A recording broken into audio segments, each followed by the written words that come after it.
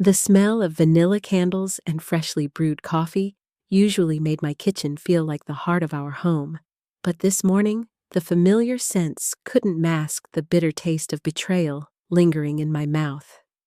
I stood at the granite countertop, staring at my phone screen in disbelief, reading the text message that had just shattered my world into 1,000 pieces. My 7-year-old grandson Tommy's innocent words echoed through the speaker as I replayed the voice message. Grandma Margaret, Mommy says you don't really love us kids because you're sick in your head. Is that true? The autumn sunlight streaming through my kitchen window suddenly felt harsh against my skin, highlighting every worry line that had appeared on my face over the past few months. The ceramic mug trembled in my hands as I set it down on the marble surface, the clink echoing through the silence of my empty house. This story will shock you, so make sure to like and subscribe. Drop a comment with your city name, because what my own daughter had done to turn my precious grandchildren against me was something I never saw coming. My name is Margaret Hughes. I'm 54 years old, and I've spent the last 3 decades building what I thought was an unshakable bond with my family. My graying brown hair was still messy from sleep, and my favorite burgundy robe felt like armor that wasn't quite thick enough to protect me from this devastating blow. The hardwood floors creaked beneath my bare feet as I paced between the kitchen island and the bay window overlooking our quiet suburban street, where the maple trees were just beginning to turn brilliant shades of orange and red. The problem person at the center of this nightmare was my own flesh and blood, my 29-year-old daughter Jessica Marie Hughes Patterson. Jessica had always been headstrong, with her father's piercing blue eyes and my stubborn streak magnified tenfold. Her shoulder-length blonde hair was always perfectly styled, and she carried herself with the confidence of someone who believed she was always right. Over the past 6 months, I'd noticed her becoming increasingly critical of everything I did with her 3 children, 8-year-old Emma, 7-year-old Tommy, and 4-year-old little Sophie. What started as minor comments about my cooking being too sugary or my bedtime stories being too scary had somehow escalated into this complete character assassination. The front door opened with its familiar squeak, and I heard my husband Robert's heavy work boots on the entryway tiles. Robert Hughes, my partner of 32 years, was a man of routine. Every morning at 7:30 a.m. sharp, he'd return from his 3-mile jog around the neighborhood, his silver hair damp with perspiration and his cheeks flushed from the crisp October air. His navy blue jogging suit was darker at the chest and back, where sweat had soaked through, and he carried the scent of autumn leaves and fresh air into our warm kitchen. "Morning, Maggie," he called out, using the nickname he'd given me in college, but his voice trailed off when he saw my expression. Robert's weathered hands, still strong from 30 years of construction work, reached for the dish towel hanging by the sink. His concerned brown eyes searched my face as he took in my obvious distress. "What's wrong? You look like someone died." I wordlessly handed him my phone, watching as his expression shifted from confusion to anger to heartbreak. Robert's jaw clenched, something that only happened when he was truly furious, and he set the phone down with deliberate control. The silence stretched between us, filled only by the gentle hum of our refrigerator and the distant sound of our neighbor's dog barking. "She actually told them you're sick in the head?" Robert's voice was barely above a whisper, but I could hear the rage simmering beneath his careful tone. "Those babies think their grandmother doesn't love them because Jessica fed them some twisted story?" Before I could answer, my phone buzzed with an incoming call. The screen displayed the name Carol Brennan, along with a photo of my best friend's kind, smiling face, framed by her signature silver pixie cut. Carol had been my anchor through every storm for the past 15 years, ever since we'd met at a community book club and bonded over our shared love of mystery novels and our complete inability to keep houseplants alive. She worked as a nurse at the local hospital, and her practical, no-nonsense approach to problems had gotten me through everything from teenage Jessica's rebellious phase to my mother's lengthy illness 5 years ago. "Margaret, honey, I just ran into Jessica at the grocery store." Carol's warm voice filled my kitchen through the speakerphone, but there was an unusual tension in her tone. Her words came faster than usual, the way they did when she was trying to deliver bad news gently. "I think we need to talk. Can I come over? I'm in my car outside your house right now." Through the bay window, I could see Carol's familiar red Honda Civic parked at the curb, and her petite figure sitting behind the wheel with her phone pressed to her ear. She was wearing her favorite teal cardigan, the one she always wore when she knew she'd be delivering difficult news. And even from this distance, I could see the worry lines creasing her forehead. Robert and I exchanged glances, and he nodded toward the front door. "Come on in, Carol," I called out, ending the call and watching as my friend gathered her purse and what appeared to be a small notebook from her passenger seat. When Carol entered our kitchen moments later, the scent of her vanilla perfume mixed with the crisp outdoor air clinging to her clothes. Her usually perfectly applied makeup looked slightly smudged around her eyes, as if she'd been rubbing them, something she only did when she was deeply troubled. She clutched her brown leather purse against her chest like a shield, and the small spiral notebook I'd noticed was tucked under her arm. "Sit down, both of you," Carol said, her nurse voice taking over, gentle but firm. "What Jessica told me at the store matches up with some things I've been hearing around town, and I think someone's been feeding her information. Bad information." My legs suddenly felt weak, and I sank into one of the wooden chairs around our breakfast table. Robert remained standing behind me, his large hands resting protectively on my shoulders. The morning light streaming through the window created patterns on our table's surface, but instead of feeling peaceful, the dancing shadows seemed ominous. Carol opened her notebook, revealing pages of her neat handwriting in blue ink. "I've been keeping track of the rumors I've heard about you, Margaret, because they seemed too coordinated to be random gossip. Someone's been systematically spreading stories about your mental health, your parenting abilities, even your marriage."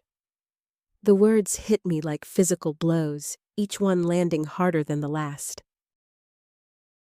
I thought about all the strange looks I'd been getting at the post office, the way conversations seemed to stop when I entered the community center, the awkward silence that fell over our church book club last week when I'd suggested a novel for our next read. "But who would do such a thing?" Robert's voice was strained, his grip tightening slightly on my shoulders. "And why?" Carol's expression grew even more serious as she flipped through her notes. "That's what I was trying to figure out. But after talking to Jessica today, I think I know." She mentioned something about getting helpful advice from someone who really understands the situation. She wouldn't say who, but Margaret, she genuinely believes you're having some kind of breakdown. I felt my world tilting on its axis. My own daughter thought I was mentally unstable. My grandchildren had been told I didn't love them, and apparently half the town was whispering about my supposed psychological problems. The vanilla scent of my kitchen candles now seemed cloying and overwhelming, and the cheerful yellow walls felt like they were closing in around me. "I need to know who's behind this," I said, my voice stronger than I felt. "Someone is deliberately trying to destroy my relationship with my family, and I won't let them succeed." Robert squeezed my shoulders supportively, while Carol reached across the table to grasp my hand. Her palm was warm and steady, grounding me in the moment.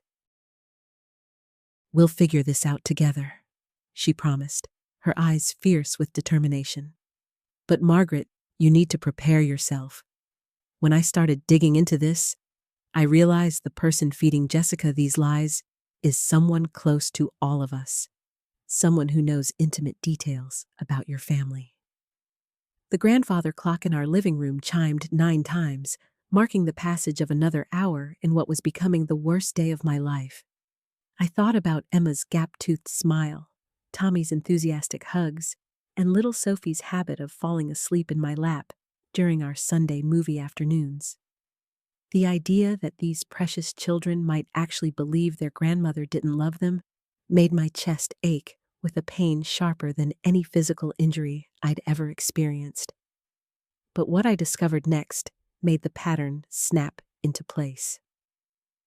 Block 2. "Who is it, Carol?"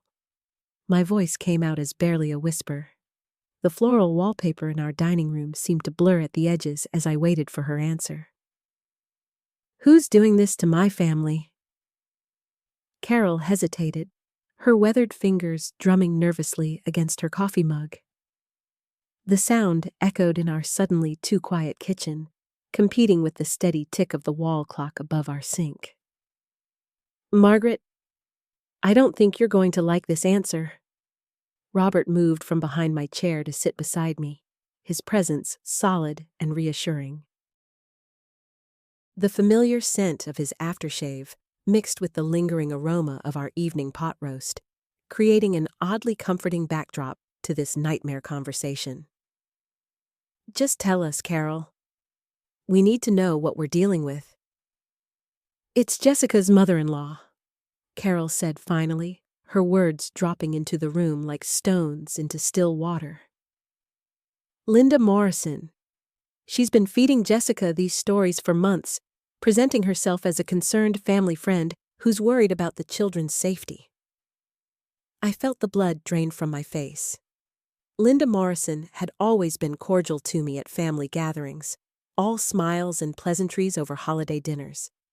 She'd complimented my cooking, asked about my garden, even borrowed my recipe for apple crisp last Thanksgiving.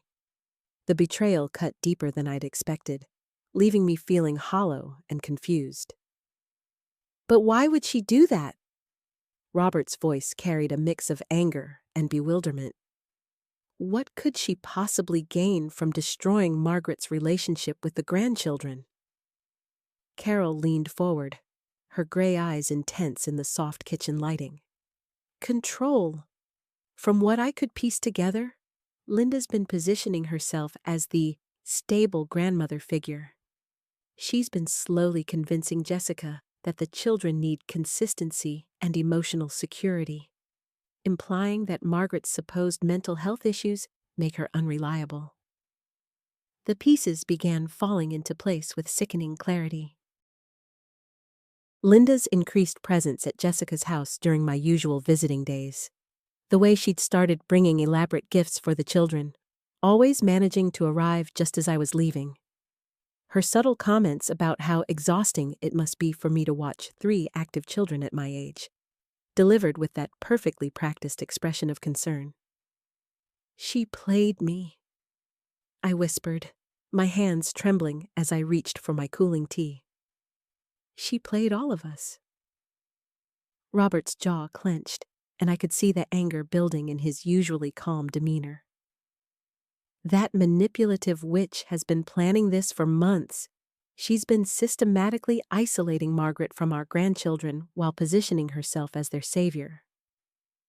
The weight of the deception settled over me like a heavy blanket. I thought about all those times Linda had called Jessica with helpful suggestions about child rearing, her offers to babysit that coincidentally happened on days when I'd planned to visit, her gentle inquiries about my stress levels that now seemed calculated and sinister. "How did you figure it out?" I asked Carol, needing to understand the full scope of what had been done to my family. Carol's expression darkened with barely contained fury. "Linda made a mistake today. She was at Jessica's when I stopped by, and she started her routine about being concerned about your behavior. But she mentioned specific incidents that supposedly happened at church functions I knew you hadn't attended because you were with me those days. When I pointed out the inconsistencies, she got flustered and tried to backtrack." The kitchen felt too warm suddenly, the cheerful sunflower curtains and honey-colored cabinets seeming to mock the devastation that had been wrought in my life. I stood abruptly, pacing to the window overlooking our back garden, where my prized roses were beginning their autumn dormancy. My own daughter believes I'm mentally unstable because of that woman's lies? I said, my voice cracking with the weight of it all. My grandchildren think their grandmother doesn't love them. But now we know the truth, Robert said firmly, standing to join me at the window. His reflection appeared beside mine in the glass, his face set with determination. We can fight this, Margaret.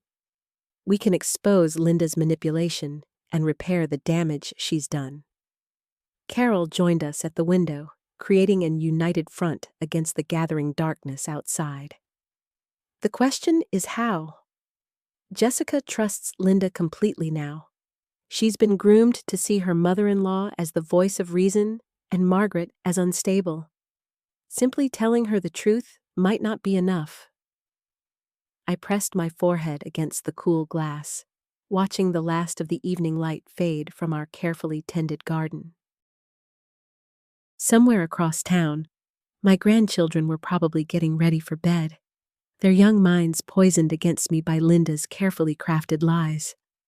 The thought made my chest ache with a physical pain that no amount of deep breathing could ease. There has to be a way, I murmured, my breath fogging the window. Those children are everything to me. I won't let her steal them away. But as I stood there in my own kitchen, surrounded by the two people who believed in me most, I realized that exposing Linda Morrison's web of lies might be more complicated than any of us had imagined. Because what Carol discovered next would reveal just how deep Linda's deception truly ran. The three of us moved away from the window, settling back around the kitchen table where the remnants of our coffee had grown cold. Carol pulled out her phone, scrolling through what appeared to be a lengthy list of notes. I've been documenting everything since I started noticing the inconsistencies, she said, her voice taking on the methodical tone I remembered from her teaching days. Margaret, do you remember last month when Jessica mentioned you'd been acting strange at the church bake sale? I nodded, the memory still stinging. She said Linda told her I'd been confused about what items I'd brought, that I'd accused Mrs. Henderson of stealing my apple pie recipe. That's exactly what I thought, Carol said, tapping her phone screen. But you didn't even attend the bake sale. You were with me that entire Saturday, helping me clean out my garage for the donation drive? Robert leaned forward, his weathered hands clasped tightly on the table. What else have you found? Carol's expression grew grimmer as she continued scrolling. The incident at Tommy's soccer game, where you supposedly forgot which child was yours and cheered for the wrong team. Margaret was visiting her sister that weekend, remember? We talked about it because she was worried about leaving you alone after your hip surgery. My stomach churned as the full scope of Linda's manipulation became clear. Each lie had been carefully crafted, designed to paint me as increasingly confused and unstable. She's been systematically building a case against me, I whispered. But why? Robert asked, his voice heavy with confusion and hurt. What does Linda gain from turning Jessica against you? I stood again, this restless energy coursing through me as pieces of a puzzle I'd never known existed began falling into place. Control, I said, the word tasting bitter on my tongue. She wants to be the primary grandmother figure in their lives. With me out of the picture, she becomes the go-to person for childcare, advice, family traditions. Carol nodded grimly. And Jessica, being a loving daughter, would never question her mother-in-law's concern for her own mother's well-being. The kitchen clock ticked loudly in the silence that followed, marking the passage of time that Linda had stolen from me with my grandchildren. I thought about all the missed opportunities, the shortened visits, the way little Emma had started looking at me with confusion instead of joy. "There's something else," Carol said quietly, her reluctance evident. "Something I discovered today that made me realize just how calculated this has been." Robert and I both turned to her, and I felt my heart rate quicken. Carol's expression held the kind of gravity that preceded life-changing revelations. "Linda has been keeping a journal," Carol continued, her voice barely above a whisper. "Jessica showed it to me today, thinking it would help me understand her concerns about you, Margaret. Linda's been documenting every supposed incident, complete with dates, witnesses, and detailed descriptions of your alleged behavior." The blood drained from my face. "A journal?" "But here's the thing," Carol said, leaning forward intently. "I recognized some of those dates. They were days when you were provably elsewhere, doing things with me or Robert, which means Linda hasn't just been spreading lies verbally. She's been creating written evidence of things that never happened." Robert's face had gone pale. "That's not just manipulation." "That's something else entirely." I sank back into my chair, overwhelmed by the realization that Linda's campaign against me had been far more systematic and deliberate than I'd imagined. She hadn't just seized opportunistic moments to plant seeds of doubt. She'd been methodically constructing an alternate reality where I was gradually losing my mental faculties. "Jessica believes every word of it," I said, my voice hollow. "She probably thinks she's being a responsible daughter by monitoring my behavior and protecting her children from their unstable grandmother." "But now we have proof of Linda's lies," Carol said firmly. "We can show Jessica the inconsistencies, demonstrate that Linda's accusations don't match the facts." "Will that be enough?" I asked, looking between my husband and my dearest friend. "Or has Linda's poison already taken such deep root that Jessica won't be able to see the truth, even when it's right in front of her?" The question hung in the air between us, heavy with implications. Because what we discovered when Carol showed us the actual journal entries would reveal that Linda's deception ran deeper than any of us had dared to imagine. And the most damaging lie of all was one that could destroy our family forever. Robert reached across the coffee table and gently took the leather-bound journal from Carol's hands. His reading glasses caught the lamplight as he opened it, and I watched his expression change from skeptical curiosity to something approaching horror. "Margaret," he said slowly, "listen to this entry from March 15th. Mom seemed completely disoriented today when I visited.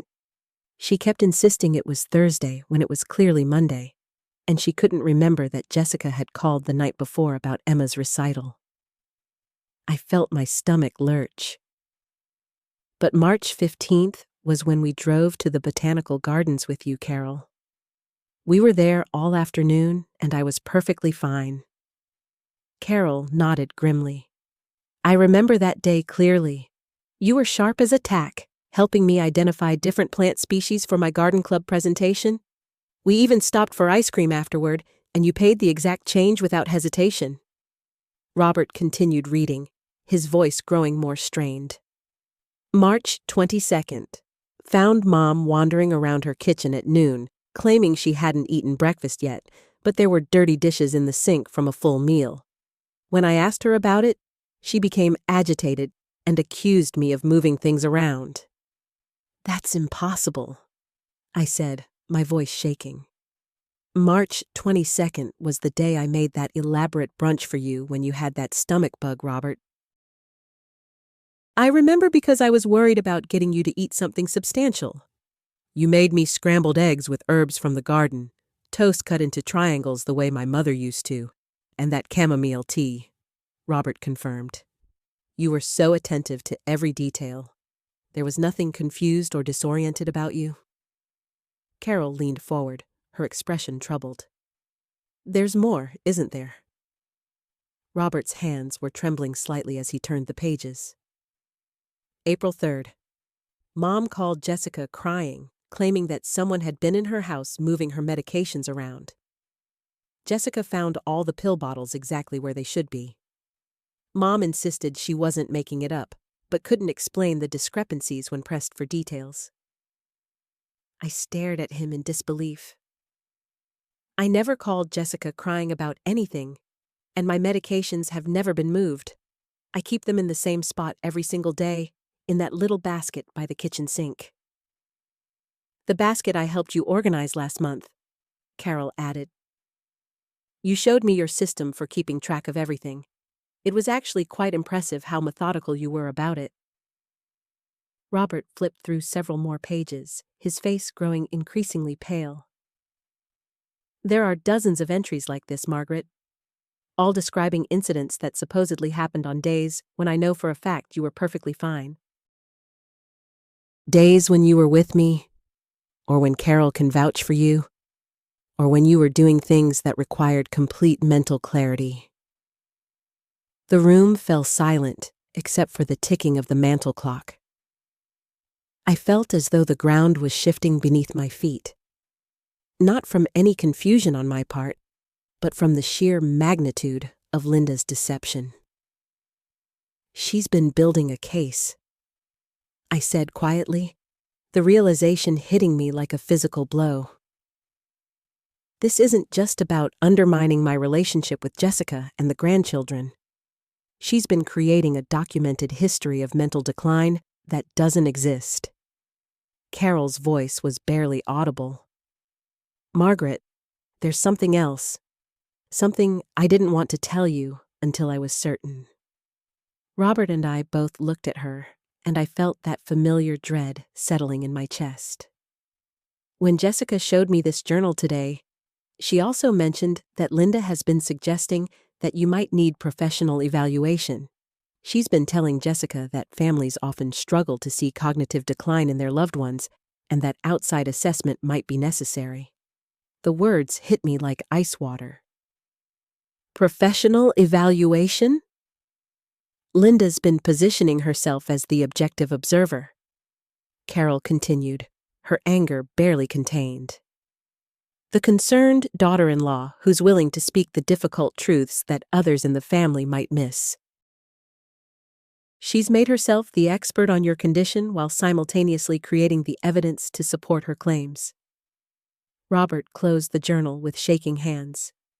This goes beyond manipulation, Margaret. This is systematic. It's calculated. It's terrifying, I finished for him. Because if Jessica believes this documentation, if she thinks I'm genuinely declining and in denial about it, then any attempt I make to defend myself will just look like more evidence of my supposed confusion.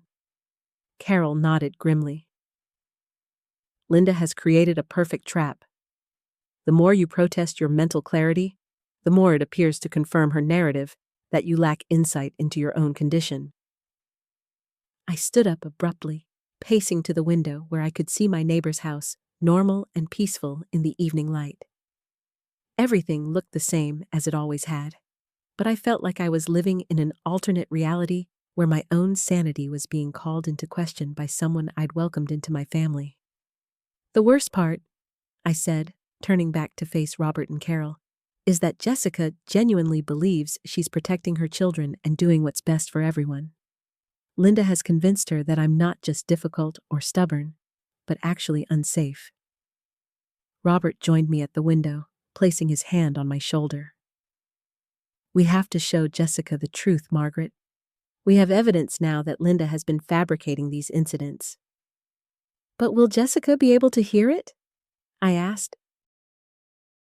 Or has Linda's influence become so complete that any evidence we present will be dismissed as our failure to recognize the reality of my condition? Carol stood up as well, her expression determined but worried. There's only one way to find out, but Margaret, there's still something I haven't told you about what I discovered today. Something that makes Linda's motivations clearer, but also makes the situation far more dangerous than we realized. I turned to face her fully, steeling myself for whatever revelation was coming next. "What is it, Carol?" She took a deep breath, her hands clasped tightly in front of her. "Jessica didn't just show me Linda's journal today.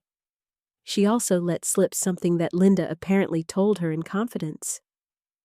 Something about your will and about how people with declining mental faculties can sometimes make poor decisions about their estates." The room seemed to spin around me as the full implications of Carol's words began to sink in. Robert's face went pale. "Your will? Linda's been discussing your will with Jessica?" I felt my legs give out and sank back into my chair. The pieces were falling into place with horrifying clarity. Of course, that's what this is really about." Carol sat down across from me again, her voice gentle but urgent. "Margaret, Jessica mentioned that Linda has been suggesting you might need help managing your finances soon. She's apparently been asking questions about who has power of attorney, whether you've updated your estate planning recently." "I don't have a power of attorney," I said numbly. "Robert, you know I've been meaning to get that sorted out, but I kept putting it off because it seemed so morbid to think about." Robert ran his hands through his hair, clearly struggling to process this new information. "So Linda knows you don't have legal protections in place, and she's been systematically building a case that you're mentally incompetent." "It's brilliant, in a sick way," I said, my voice hollow. "If she can convince Jessica and the grandchildren that I'm losing my mental faculties, and if she can document enough incidents to support that claim, then she positions herself as the only responsible adult looking out for my welfare." Carol nodded grimly. "And Jessica, believing she's protecting both you and her children, would support Linda taking on more responsibility for your care and your finances." The room fell silent as we all contemplated the scope of Linda's manipulation. I thought about all the small comments she'd made over the months, the way she'd subtly questioned my decisions, suggested I was becoming forgetful or confused. I'd dismissed it as her usual controlling behavior, but now I could see it was part of a much larger plan. "There's something else," I said quietly, remembering. "Last month, Linda offered to help me organize my important papers. She said it would be good to have everything in one place in case of an emergency. I told her I'd think about it, but now..." "Now you realize she was fishing for information about your assets," Robert finished. I stood up and walked to my desk, pulling out a folder I kept in the bottom drawer. "She doesn't know about everything, thank God. But she knows about the house, obviously, and she's seen enough of my mail to probably have a good idea about my savings." Carol watched me carefully. "Margaret, how much are we talking about here? I mean, is there enough at stake to justify this level of manipulation?" I hesitated, then decided they needed to know the full truth. "The house is worth about $400,000, and I have retirement accounts and savings that total another $300,000. It's not a fortune, but it's enough to change someone's life." Robert whistled softly. "That's enough to motivate someone like Linda to invest months in a long-term deception." "The most insidious part," I continued, "is that Linda probably believes she's justified. In her mind, she's probably convinced herself that Jessica and the kids will inherit eventually anyway, so what's the harm in speeding up the process if I'm becoming incompetent?" Carol shook her head. "Except you're not becoming incompetent. She's manufacturing evidence of incompetence while positioning herself as the solution to a problem she's created." I thought about Jessica's face during our last conversation, the mixture of sadness and frustration I'd seen there. Jessica really believes Linda's version of events. When she looks at me now, she's not seeing her mother-in-law who's being manipulated. She's seeing someone who's in denial about her own mental decline and who might be a danger to her children. Which means when we approach Jessica with our evidence, we're not just asking her to reconsider her opinion, Robert said slowly. We're asking her to accept that the woman she trusts to help care for her children has been systematically lying to her for months. The weight of that realization settled over us. Linda hadn't just been manipulating me. She'd been manipulating Jessica too, creating a false reality where she was the hero, protecting a family from a grandmother who could no longer be trusted. There's something else we need to consider, Carol said quietly. If Linda realizes we're onto her scheme, what might she do to protect herself? Before I could answer, my phone rang. The caller ID showed Jessica's name, and I felt my heart skip a beat. Should I answer it? I asked, looking between Robert and Carol. Yes, Carol said firmly. But put it on speaker. We need to hear what she says and how she says it. I accepted the call, my hand trembling slightly as I pressed the speaker button. Hello, Jessica. Margaret. Jessica's voice sounded strained, formal. I need to talk to you about something important. Linda told me what happened at the grocery store today. I frowned, exchanging glances with Robert and Carol. What happened at the grocery store? There was a pause, and when Jessica spoke again, her voice was filled with concern and something that sounded like pity. Margaret, Linda said you were confused about your payment, that you couldn't remember your PIN number, and got upset with the cashier when your card was declined. She said you accused the store of stealing your money. I felt the blood drain from my face. Jessica, I wasn't at any grocery store today. I've been home all afternoon. Another pause, longer this time. Margaret, Linda said you might not remember it clearly. She said that's part of what's been happening lately, that you sometimes don't retain memories of stressful events. The trap was closing around me, and I realized that Linda's next move was already in motion. The living room suddenly felt suffocating, as if the walls were closing in around me. Robert was leaning forward in his chair, his knuckles white where he gripped the armrests. Carol had gone completely still, her notebook forgotten in her lap as she stared at my phone with an expression of disbelief. Jessica, I said, fighting to keep my voice steady. I need you to listen to me very carefully. I have not left this house today. Robert has been here with me since noon, and Carol arrived around 2 o'clock. We've been sitting in my living room this entire time. The silence on the other end of the line stretched so long, I wondered if the call had dropped. When Jessica finally spoke, her voice was gentle but firm, the tone someone might use with a confused child. Margaret, I know this is hard to hear, but Linda said you were at the Kroger on 5th Street around 3:30. She said she happened to be there picking up groceries when she saw you in line looking distressed. I looked at the grandfather clock in the corner of my room. It was nearly 5 o'clock now. According to Linda's story, I had supposedly been having a public breakdown at the exact moment I'd been sitting here with Robert and Carol, discussing her pattern of lies. Jessica, please, I said, my voice breaking slightly. Ask yourself why Linda just happens to be everywhere these incidents occur. Why is she always the only witness?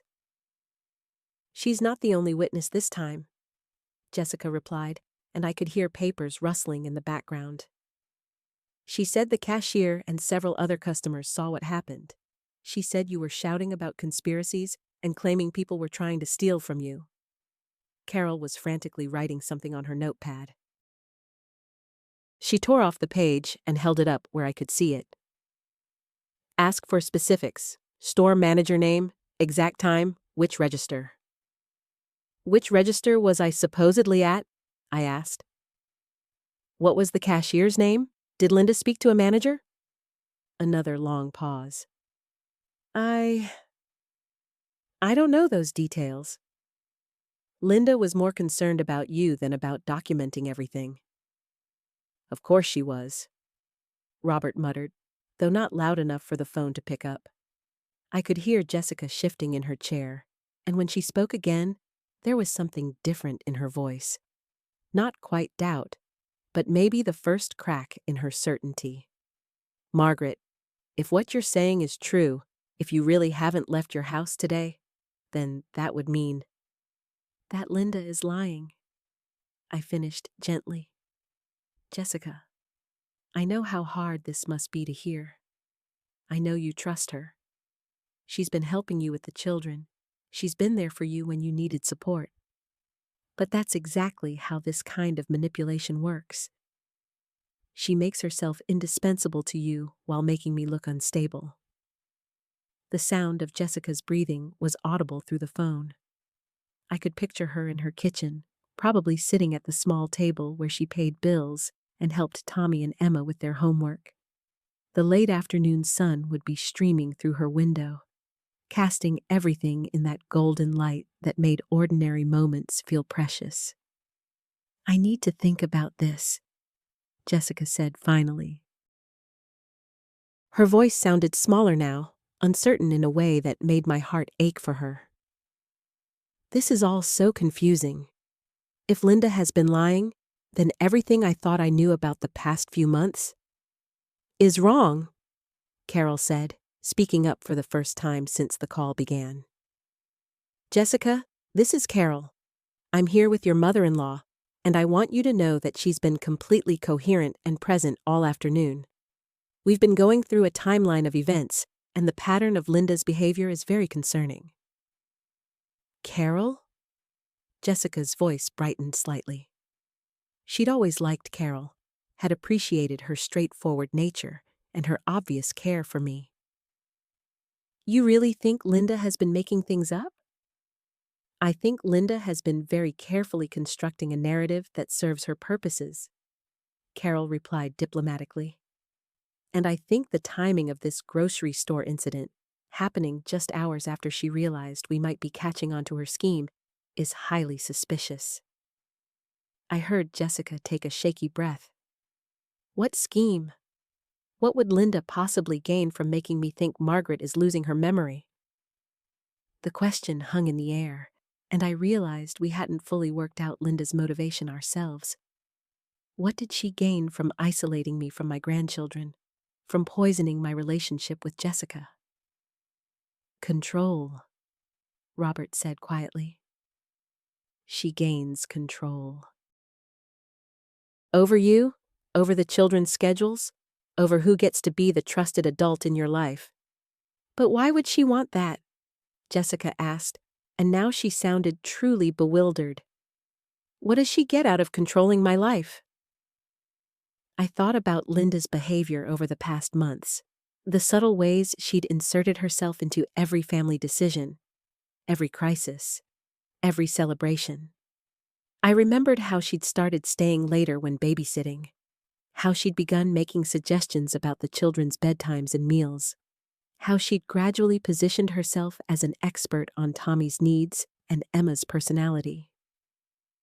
She gets to be essential, I said slowly, the realization forming as I spoke. She gets to be the person you can't live without. Think about it, Jessica. Over the past few months, hasn't Linda become more and more involved in your daily life? Hasn't she started making more decisions about the children? There was a long silence, and when Jessica spoke again, her voice was barely above a whisper. Oh my God, she has. She's been... I thought she was just being helpful, but she's been taking over, making choices I should be making as their mother. The pieces were falling into place, creating a picture that was both clearer and more disturbing than I'd initially imagined. Linda hadn't just been trying to discredit me. She'd been systematically replacing me as the primary support person in Jessica's life. Jessica, I said gently, I need you to do something for me. I need you to go to that Kroger and ask to speak with the manager. Ask them to check their security footage from 3:30 this afternoon. Ask them if there were any incidents involving elderly customers. You want me to investigate Linda's story? Jessica said, and I could hear both fear and determination in her voice. I want you to verify the truth, I corrected. Whatever that truth turns out to be. Another silence, then Jessica's voice came through clear and strong. I'll go tonight, after the kids are in bed. I'll call you as soon as I get home. After we ended the call, the three of us sat in my living room as the shadows lengthened and the late afternoon light faded to dusk. The silence felt heavy with unspoken fears about what Jessica might discover and what Linda's next move might be. She's going to be angry, Carol said finally. Linda, I mean, when she realizes her latest story didn't work, that Jessica is starting to question her version of events. Robert nodded grimly. The question is, what will she do with that anger? I couldn't shake Robert's question as evening settled around us. What would Linda do when her story fell apart? The woman who had manipulated my grandchildren's emotions and systematically worked to replace me in my daughter's life wasn't going to simply accept defeat. I keep thinking about Tommy, I said, breaking the silence that had stretched between us. The way he looked at me yesterday when Linda brought them over. Like he was afraid of me but trying to be brave about it. What kind of things has she been telling them about their grandmother? Carol shifted in her chair, her face tight with concern. Children that age believe what adults tell them, especially adults they trust. If Linda has been feeding them stories about you being dangerous or unstable, she's been their regular babysitter for months, Robert added, his voice heavy. She's had plenty of opportunity to plant seeds, to make them question things you've said or done in the past. Kids that young don't have the context to recognize manipulation. I felt a familiar wave of helplessness wash over me, but this time it was mixed with something else. Anger. Pure, clean anger at what Linda had done to innocent children who should never have been used as weapons in an adult conflict they couldn't possibly understand. You know what makes me furious? I said, my voice rising slightly. Emma asked me last week why I never smile anymore. My own granddaughter, wondering why Grandma seems sad all the time. Because Linda has created this atmosphere of tension and suspicion, and the children can feel it, even if they don't understand it. Robert leaned forward, his expression serious. Have you thought about what you'll do if Jessica's investigation tonight confirms what we suspect? If the store manager tells her there was no incident, no elderly woman causing problems? The question hung in the air like a challenge. I had been so focused on proving Linda was lying that I hadn't fully considered what would come after that proof was established. Jessica will have to confront Linda, I said slowly. She'll have to ask her why she made up the story about me having an episode at the grocery store. And Linda will have an answer ready? Carol said grimly. People who manipulate situations like this don't just fold when they're caught in one lie. They double down. They create bigger lies to explain the smaller ones. Robert nodded in agreement. She might claim she was trying to protect Jessica from the truth about your condition. Or she might say she was confused about the details, but that the general concern about your behavior is still valid. I could see it playing out exactly as they described. Linda had been building this narrative for months, carefully laying groundwork that would support bigger accusations if needed. One failed story wouldn't bring down the entire structure she had created. There's something else I'm worried about, I admitted. What if Linda realizes that Jessica is investigating her claims? What if she finds out Jessica went to the store tonight? Carol's eyes widened as she grasped the implication. She could get to Jessica first. Convince her that checking up on her story proves how much the family distrust has grown, how it's affecting everyone's ability to communicate normally? Or she could use it as evidence that you're turning Jessica against her, Robert added. Make herself the victim of a family conspiracy. The possibility made my stomach clench with anxiety. Linda had already demonstrated her willingness to use emotional manipulation and to involve the children in adult conflicts. If she felt cornered or threatened, there was no telling how far she might escalate things. I should call Jessica, I said, reaching for my phone. Warn her to be careful about how she approaches this. Wait, Robert said, holding up a hand. Think about that. If you call Jessica now, before she's even left for the store, what message does that send? That you're coaching her investigation? That you're trying to control the outcome? He was right, but the need to protect my daughter from Linda's potential retaliation felt overwhelming. I set the phone down reluctantly. I hate this feeling of helplessness, I said.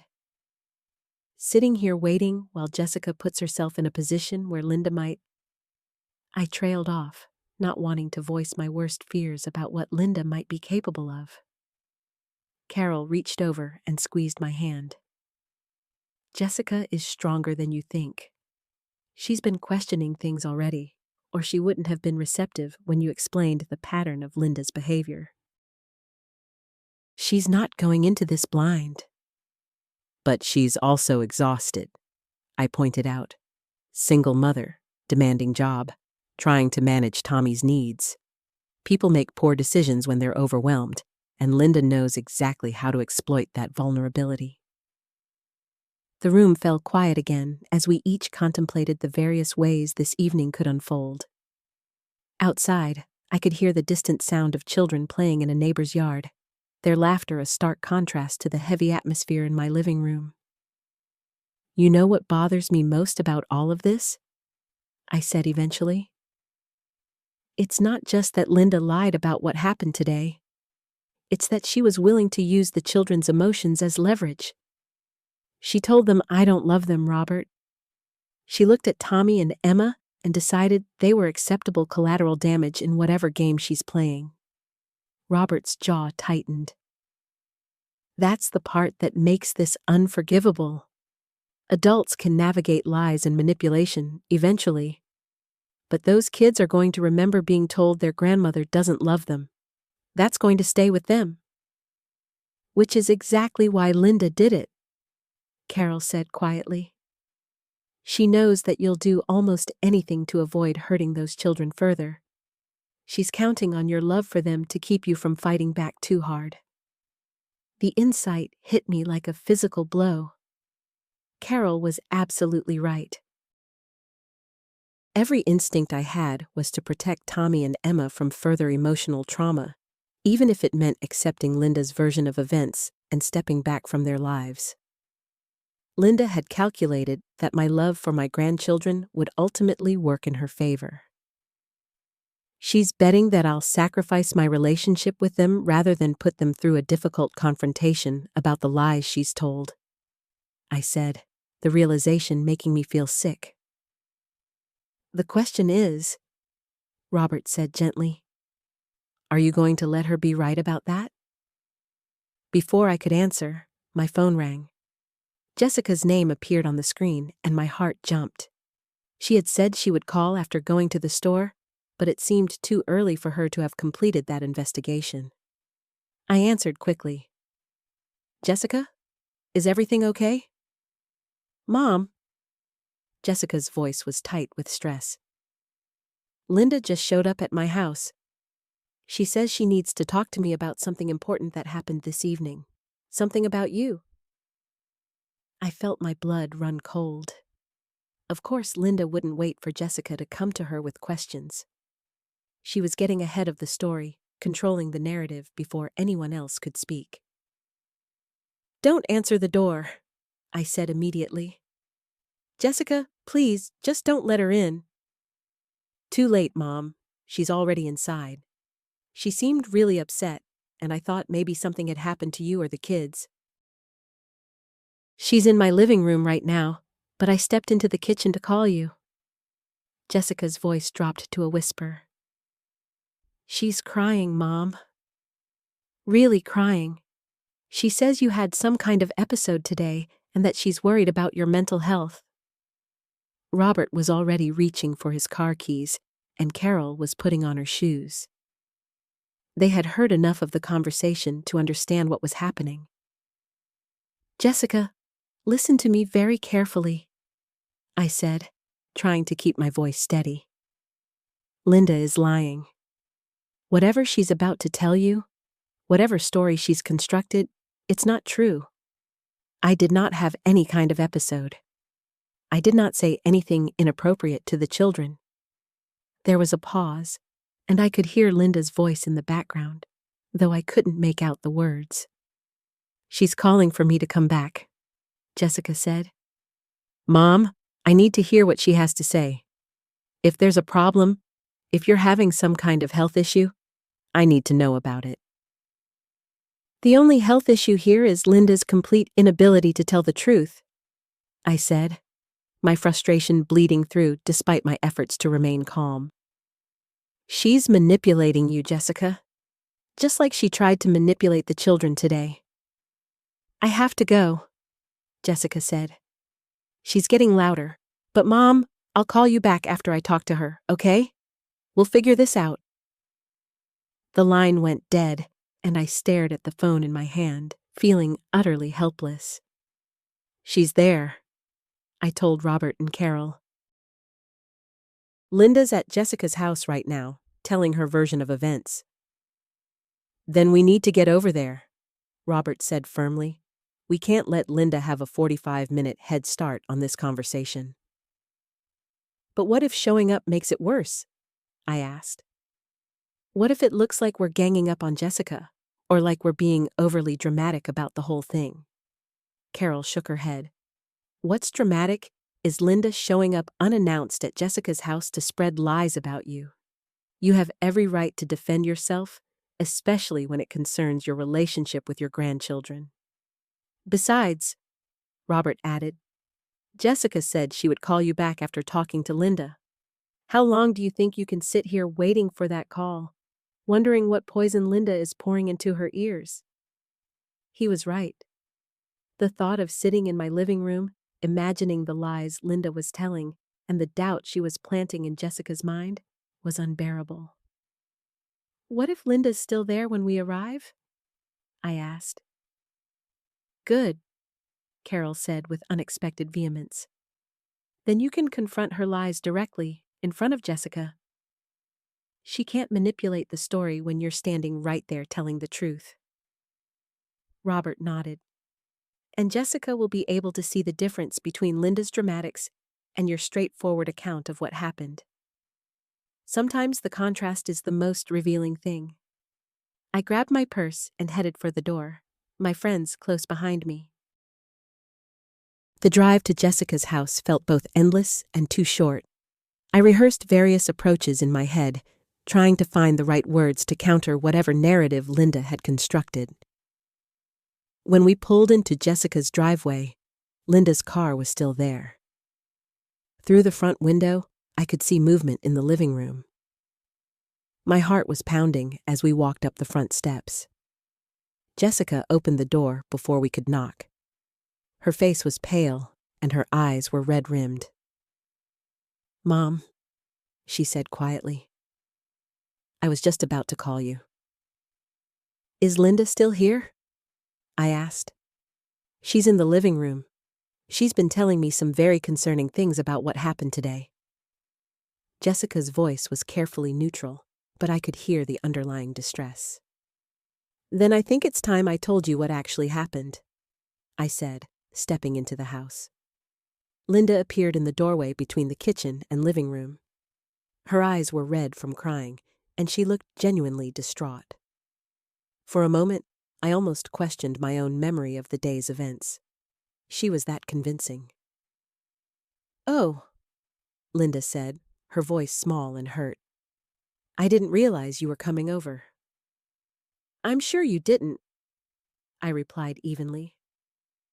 Jessica, I think we all need to sit down and have an honest conversation about what happened today. I've already told Jessica everything, Linda said quickly. About your confusion, about the things you said to the children. She knows I'm only concerned about your well-being. No, I said firmly, looking directly at Jessica. She's told you her version.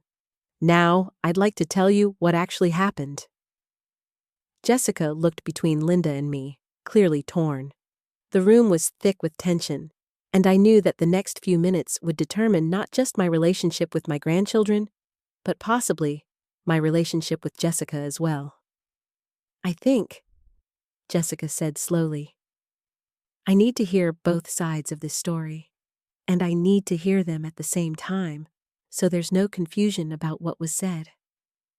Linda's face went pale, and for the first time since arriving, she looked genuinely afraid.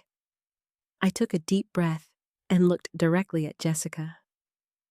Your sister called me this morning, asking if I could babysit Emma and Tyler on short notice. I said yes, and when I arrived, Linda immediately started making comments about my memory and my mental state. That's not how it happened, Linda interrupted, but Jessica held up her hand. Let Mom finish, Jessica said firmly. Then you can respond. I continued, grateful for Jessica's willingness to listen. Linda made several comments about me being confused and forgetful. When I asked her what she meant, she said I'd been acting strange lately and that she was concerned about my mental health. The children were listening to all of this. Linda shifted uncomfortably in her chair. I was just expressing legitimate concerns. Linda, please, Jessica said.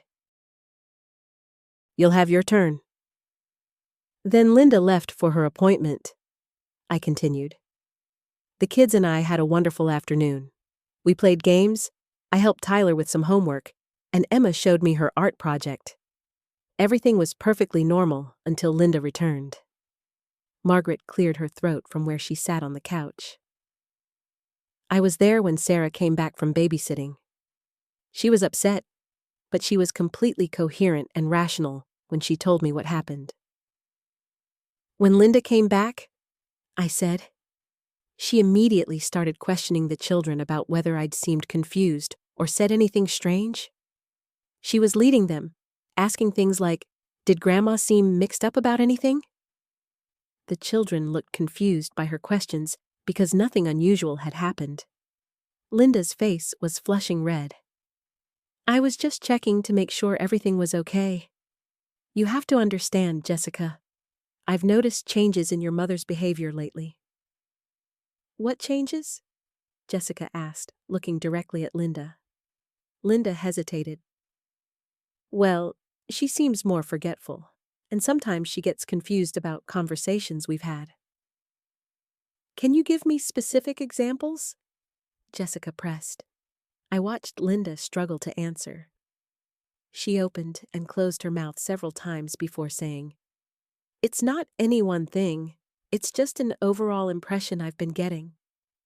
Linda, Jessica said slowly, you're describing vague feelings, not actual incidents. When Mom called me last week about Emma's dance recital, she remembered every detail perfectly. When she helped me plan Tyler's birthday party, she was more organized than I was. Margaret leaned forward. Sarah, tell Jessica what happened right before Linda asked you to leave. Linda told the children that sometimes older people get sick in their heads, and that if that happened to me, it would mean I didn't love them anymore. My voice caught slightly as I repeated the words. Emma started crying and asked if I was going to stop loving her. Tyler got very quiet and wouldn't look at me. Jessica's face went white. Linda, please tell me you didn't say that to my children. Linda's composure finally cracked. Tears started flowing down her cheeks. I was trying to prepare them for the possibility that Mom might be developing dementia. I thought it would be easier if they understood. Understood what? Jessica's voice was rising. That their grandmother, who shows no signs of cognitive decline, might suddenly stop loving them? Linda, do you hear yourself? But what if she is getting sick? Linda said desperately. What if I'm seeing early signs that you're missing? Shouldn't we be prepared? Margaret spoke up again. Linda, I've known your mother for over 30 years. I spend time with her almost every day. If there were signs of dementia, don't you think I would notice them too? Jessica was staring at Linda with a mixture of disbelief and growing anger. Linda, have you been saying these things to other people? Have you been telling people that Mom is developing dementia? The question hung in the air, and Linda's face told us everything we needed to know before she even spoke. Linda's silence stretched uncomfortably long before she finally nodded. I mentioned it to a few people at church, and maybe to some neighbors when they asked how you were doing. Jessica's face went from white to red. You've been telling people in Mom's community that she has dementia? Without any medical diagnosis? Without even talking to her first? I was concerned, Linda said weakly. I thought people should know to keep an eye on her. Margaret stood up abruptly. That's enough. Linda, you need to understand what you've done here. You've potentially damaged your mother's reputation in her community based on your own unfounded fears. I felt a wave of humiliation wash over me as I realized the scope of what Linda had done. People I saw regularly at church, neighbors I'd known for years, had all been told I was developing dementia. No wonder Mrs. Patterson had been speaking so slowly and loudly to me last Sunday. Jessica was pacing now, her hands clenched into fists. Linda, this is unbelievable. Do you realize that Mom could face real consequences from this? What if her doctor hears these rumors? What if it affects her independence? I never thought about that, Linda whispered. Of course you didn't, Jessica said sharply. You were so focused on being the responsible daughter, the one who notices things, that you didn't stop to consider how your actions would affect Mom. I watched my daughters facing off against each other and felt a deep sadness. This wasn't just about me anymore. This was about the fundamental trust between sisters, between a mother and her children. Margaret sat back down next to me and took my hand. Sarah, how are you feeling about all this? I looked at Linda, who was still crying, then at Jessica, who was standing with her arms crossed, looking both angry and hurt. I'm devastated, I said honestly. Linda, I'm not just hurt by what you said to the children. I'm hurt that you've been watching me, analyzing my every word and action, looking for signs of illness instead of just enjoying our time together. Linda looked up at me with red-rimmed eyes. I was trying to protect everyone. From what? I asked. From me?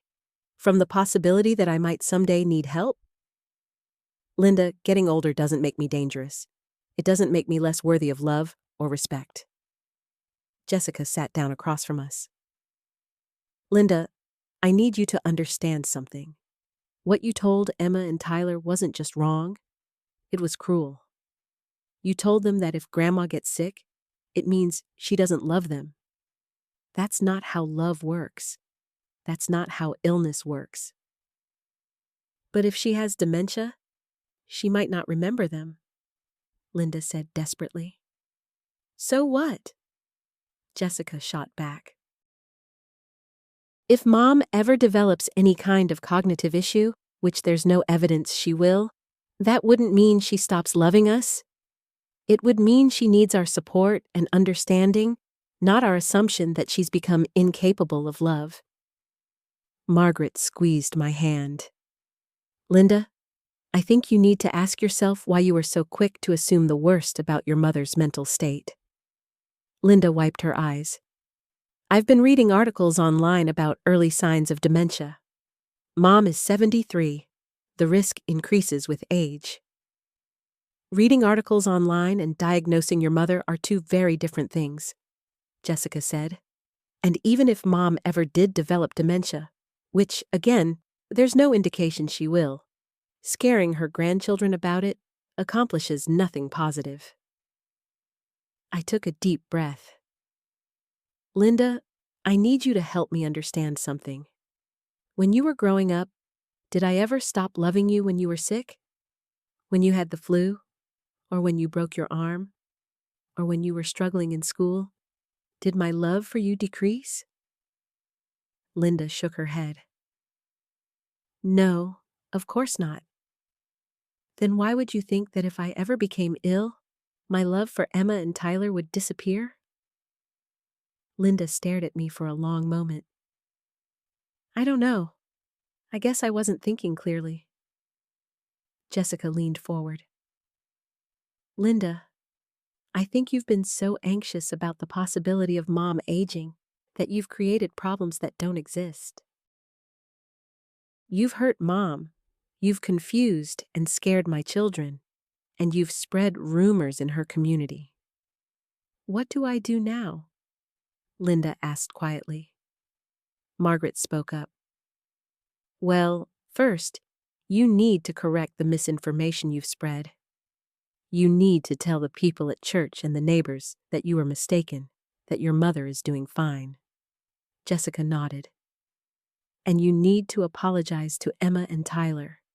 You need to explain that you were wrong, that Grandma is not sick, and that even if someone gets sick, it doesn't change how much they love their family. I looked at Linda, who seemed smaller somehow, deflated. Linda, I also need you to understand that what you've done has damaged our relationship. I don't feel comfortable having you over if I'm going to be constantly evaluated and judged. I don't want to have to worry that every time I forget where I put my keys, you're going to interpret it as a sign of dementia. Linda started crying again. I don't want to lose you, Mom. Then you need to change how you're treating me, I said firmly. I need you to see me as your mother who happens to be getting older, not as a potential patient who might be getting sick. Jessica stood up again. Linda, I think you should go home and think about all of this. You have some serious work to do to repair the damage you've caused. Linda looked around at all of us. Will you forgive me? I considered her question carefully. Linda, forgiveness isn't something that happens immediately after an apology. You've broken trust, and trust has to be rebuilt through actions, not just words. Margaret nodded. Your mother is right. You need to show through your behavior that you understand what you did wrong and that you're committed to doing better. Linda stood up slowly, gathering her purse. I'll call the people I talked to. I'll explain that I was wrong. And you'll talk to Emma and Tyler? Jessica pressed. Yes, I'll apologize to them too. After Linda left, the three of us sat in silence for several minutes. Finally, Jessica spoke. Mom, I am so sorry. I had no idea Linda was saying these things to people, or that she had said that horrible thing to my kids. It's not your fault, sweetheart, I assured her. Margaret shook her head. I've seen this before. Adult children sometimes become so anxious about their parents aging that they start seeing problems everywhere. It becomes a self-fulfilling prophecy. Jessica looked troubled. I feel like I should have noticed what was happening with Linda. Maybe I could have intervened sooner. Jessica, you can't monitor your sister's thoughts and fears, I said. This is something Linda has to work through herself.